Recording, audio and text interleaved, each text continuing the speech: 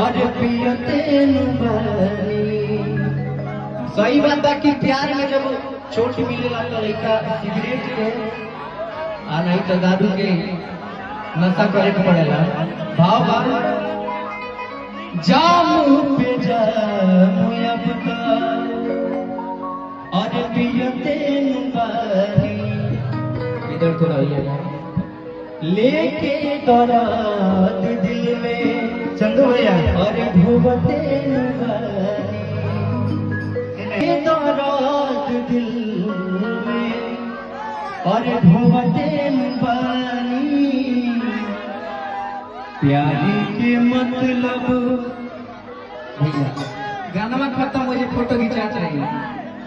प्यारी के ऐसन धरा के बेमारी पियावा के संगे चल बारी।